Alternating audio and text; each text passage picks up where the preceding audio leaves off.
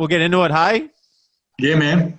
For the Wolves are a heavy rock onslaught from Brisbane, Australia. They released a self-titled 3-track EP in 2017.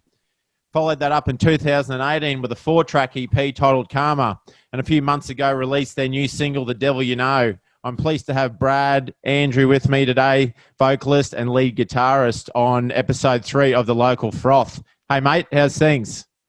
Good, man. How are you? I'm fantastic. It's nice and sunny up here in Mackay. Just enjoying the Yeah, nice. Yeah, beautiful. It's getting gusts down here too, man. So I'm actually enjoying it. Summer's on its way.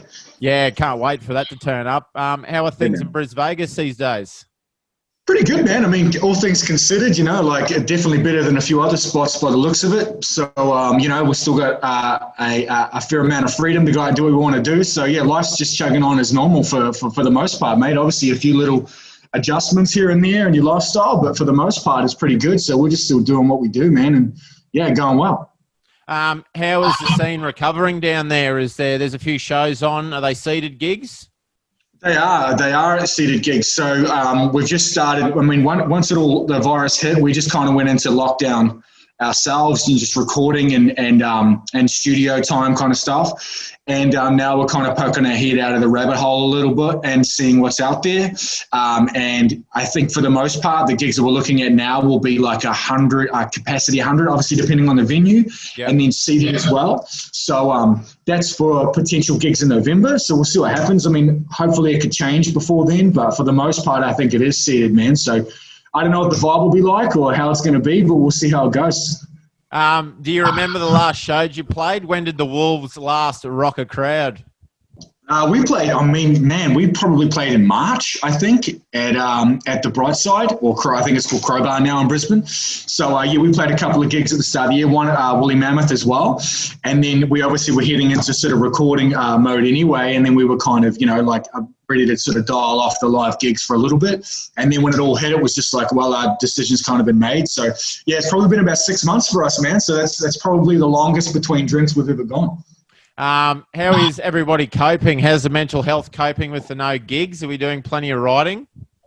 We are, man. So we really kind of turned our attention to other stuff at the moment, like, expanding our online presence. I mean, like being an independent band, it's like you've kind of got to wear all those hats and there's a lot to do. So, like naturally one part of it will get neglected in favor of the other, recording versus live, the social media kind of stuff as well. So for us, not having to worry about the live gigs, rehearsals, things like that has really just kind of helped us focus on recording, social media, content, and getting our presence out there. So, yeah, for the most part, mental health and our creativity is still being exercised. So that's good. Your content's definitely up. That's one thing I've noticed with your Lord Anthony on the drums. He's putting out a few videos, which is all hail, man. Yeah. I think it's keeping all the drummers happy and all the big rock fans happy. He's a bit of a weapon. Yeah, it keeps me happy. Yeah, he is a weapon, man. So it's you kind of got to realize that like we. As a musician, I get to go in there and play with that dude every day. So, I'm not as easily impressed. Every now and then he'll still pull out something that blows my mind. But for the most part, just getting him out and showing him off to the world has been pretty cool, man. And the response is good. So, yeah, it's fun, man. Now, the evolution of the Wolves, I just want to take it back to these first 2 EPs. These songs, Fading, Dreams, Karma, Call of the Wild, hard rock with some psychedelic tones. Can you take us back to the writing and the jamming of those tunes in the early days and what sort of inspired those riffs, I suppose? Yeah, man. Yeah. I mean, so the riffs themselves, the way we write songs is typically I'll just sit on a guitar and play for hours as I normally do, as I've done for the better part of my adult life. And we'll just come up with ideas, and then when I've got a few riffs that I like, stuff that sounds catchy or it has something that's interesting and kind of sets it apart from the rest, I'll send those to Tony, our drummer, and then he'll start putting down some beats and some rhythms, and then we'll sort of go through and see what sticks and what sounds interesting. And, over time, they just kind of build. But those songs, I mean, especially that first EP, that was, that's early on in our songwriting kind of career. So, those songs come together pretty organically. There were a bunch of it was made of the material, a lot of the material from the first stuff we ever wrote. So those ones sort of come together pretty quickly. When I say pretty quickly, we probably jammed them over the course of a year, went out, played a few shows, and decided those are the ones to do. And then the second EP was, again, the same process, man, just jamming, coming up with ideas, seeing what sticks. And then over time, you just start getting a bunch of material that rises to the top. And then you pick the best ones you like, let's say 4 for an EP, and then you go and record them, man. So, yeah, it was good. I mean, they had a pretty good response. I mean, you know, we didn't really put a lot of effort into the production of those, not compared to what we've done with The Devil You Know and then Parable coming out next week. So for what they were and the kind of humble effort they were, I really, the response has been amazing, man. So it's, we still get people hitting us up about those songs today. So yeah, that's sort of how it comes to be, man. And I'm pretty stoked with those songs. They really sort of resonate with some people. Yeah, man, they're pretty cool tracks. Since then, you've had some new members in the band. What's been the influences of the new blood coming in?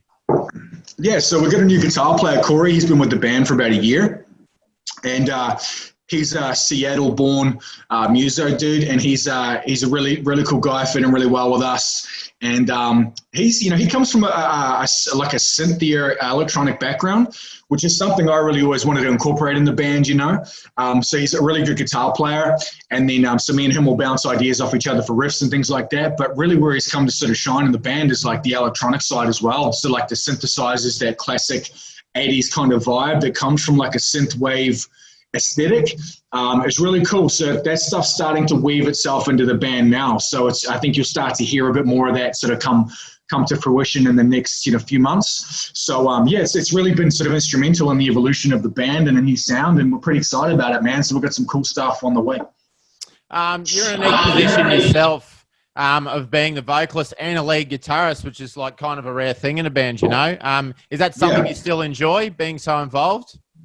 Yeah, I love it, man. I mean, I was a guitar player for still am, like I said, a guitar player for a long time. So as much as I just wanted to kind of stand off to the side and play my guitar and be left alone, it comes a time where you kind of got to sack up and then take the mic because you can't find that vocalist that you need. And here I am, dude. So it was a bit of a long sort of musical and personal journey to get there. But now I love it, you know, like, I mean, guitar playing is something that's in my blood. I'll do that until I die. Something I find quite easy. Vocals, not so much. That's a lot more of a challenge. Like musically, I mean, lyrically, production-wise, all of those things, man. So yeah, there's a lot of pain and anguish and smacking my head against the wall that comes with being a vocalist. Yeah. But once it's all done and dusted, man, it's pretty cool to get up there and do both. You know what I mean? So yeah, it's a cool thing at the end of the day. It's just another instrument to play with and another source of creativity, man. So I enjoy it. The new track, The Devil You Know, came out a few months ago, and the film clip for this is an absolute banger. Looked like heaps of fun. Looked like heaps of fun to make for you guys. Yeah, where was this done, and what was it like for you guys with like your first official big clip? Yeah, it was cool, man. It was pretty casual, you know. Like we went into a bar in Brisbane called Prohibition. A lot of the Brisbane locals will know that, but more as like a nightclub. But it's got a really cool kind of sit up and fit out, like that, like kind of classic bar kind of vibe. So, you know, we're actually we're friends with the manager. So luckily enough, we got in there on a Sunday, and then within about 6 hours, man, we just kind of banged a few things out. But obviously, like, the star of that video is the venue, like the lighting rig above us and everything. I mean, we're just kind of doing our thing, but the lighting rig and the smoke machine and the whole setup was fucking amazing, man. So yeah, very fortunate to do that. And then our man, Oliver Rudloff, a videographer from Byron Bay, he's worked with Hands Like Houses and a few other bands. So he really knew what he was doing. And it's really cool to kind of have someone with a bit of a vision in there helping us out. So he come up for the day, and yeah, what we put together in the source of, you know, like maybe 6 to 8 hours and a little bit of money. Like, we're pretty stoked with how it come out, man. And we get a lot of comments on it. So yeah, we're really happy with it, man. It was a fun experience. And Luke Palmer produced this album. Obviously, he's done Dead Letter Circus. He's done some Helm there. And it was mixed by Forrester Seville, which hammers Butterfly Effect, Cog, Carnival, 12-Foot Ninja. Some pretty impressive work in there. How was that experience? Amazing, man. It's just, it's really cool to kind of work with professionals who are just whipping at what they do. You know what I mean? And like, as a musician, it really just allows you to kind of stand back and focus on the music and being a performer. You know, like, and modern day sort of, independent spirit. Like a lot of bands are producer and musician at the same time, which we can do a little bit as well. But there's nothing like just kind of sitting back and letting someone else kind of steer the ship, and especially the recording side of things. And obviously the result is just amazing. I mean, I don't have to be in there trying to figure it out. It's done to a high level. It's great all the time. The ideas are good. And then obviously when it goes to Forrester to be mixed, I mean, there's not many mix notes I have for that guy. So he sends me the track and I'm like, yeah, man, sounds pretty fucking good to me. And let's get it out. So yeah, it's amazing, man. It's really cool to work with people like that, and they're great dudes as well. So yeah, experience was amazing. Yeah, I interviewed Hammers a couple of weeks ago, and Stoney said that he's known Forrester since 2005, I think, with Helm and that, and he said he just makes one of the best rock mixes he's ever heard. Yeah, that's it. And it's like, especially rock music, and then like nowadays, like you obviously need to find the engineer or the mixing, guy who is well versed in your genre, I think, because obviously they need to kind of craft the song sonically and musically with that spirit in mind. You want the big drums, you want the big guitars, but you've got so much going on that it takes someone with a lot of skill and vision to be able to present that really clear and powerful. And I mean, many have tried and many have failed, but there's a reason why that guy has the reputation he has, because he's a wizard, man, and it sounds amazing. You can send him anything. I mean, maybe not anything, but I mean, for the most part, you can send him whatever you like, and it's going to come back sounding amazing, polished, powerful, and fucking awesome, dude. Yeah, man, he's a gun. Your album artwork has been something that's caught my attention for the last few years. I mean, it's what really drew me to the music in the first place. What's your inspiration behind your artwork? Is it just stuff you think would look cool, or is there a deeper motive in it there? I mean, there's always a deeper motive. I mean, I love handing it off to someone who's way better at it than we could ever be. And so I'm fortunate enough to have a really close friend of mine back in New Zealand. We were friends growing up, and he's a musician as well, and a really, really talented artist. And we always had a love for the same kind of aesthetic. So, I mean, it's just a matter of sending him the song, the lyrics, a bit of an idea of maybe what we'd want. And then again, what we get back every time is just amazing. So, I mean, I'm a fan of it as well. I mean, I love the artwork. I think it's like eye-catching, and I've always really wanted to be a band. As a collective, as a band, we've always wanted to be the kind of outfit that really does present really cool artwork and catches people's eyes. And what you've just said is amazing, because it means that it's working. So, yeah, I love it as well. We get a lot of comments, dude. So it's a good thing, man. Yeah, loving it, man. The new track Parable is a week away from being launched into the universe. What can you tell us about this new little ditty? Man, it's probably for my money, my favorite track we've ever done. It's a bit, The Devil You Know, like I've said before, is like a 3.5 minute banger, but this one's a bit more of a 4.5, 5 minute song. It's a bit more of a slow burn. It's got some progressive elements. We're not really a progressive band. We have little progressive elements here or there, but this one's got something for everyone, man. It's got power. It's mellow, it's psychedelic, it's heavy, it's got some acoustic parts, it's got a bit of everything. So just as a whole composition, we're stoked with it, man, and really excited to get it out. I think people are going to really dig it. Awesome, man. When can punters expect to blow the froth off a couple at a live For the Wolves show next?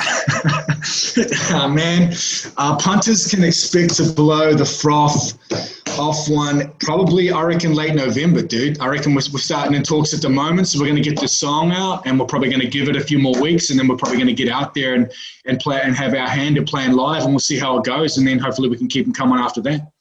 Awesome, man. Can't wait to see a For the Wolves show back in the Cosmos. What does support your scene mean to you in Brisbane? I think it's just coming out, man. I think it's really getting out there and seeing the bands live. I think that, like nowadays you can kind of sit behind your phone or your computer and you can just really get a lot of content from a band. You can get music, you can get interviews, you can get live shows, all that kind of stuff. So I think that support for a band really comes from getting out there, buying a ticket, buying a T-shirt, giving back, and it kind of becomes this ecosystem, you know what I mean? Like you can feed a little bit in, and then hopefully you get a lot more out of it from the band, their songs, everything about them. So I think that's kind of what it means to me, man. It's just really getting out there, giving a little, and then obviously what you get back in return is hopefully a lot more than you can give, Yeah, cool, man. And finally, How would you describe the Brisbane music scene to people who aren't in the Brisbane music scene?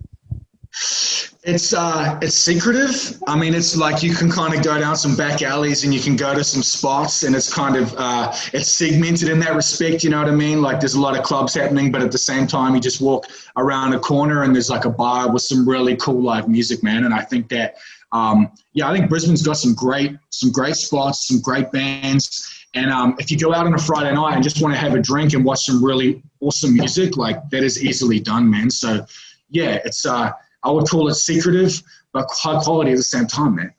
Awesome, dude. Awesome, man. That brings us to the end of our little chat. Man, thanks so much for coming on, and good luck with everything for the Wolves in the future. No worries, man. Thanks for paying attention. Thanks to everyone out there, and it's been good to talk to you again, man. Awesome, brother. Thanks, dude. Ladies, come on, raise your guns.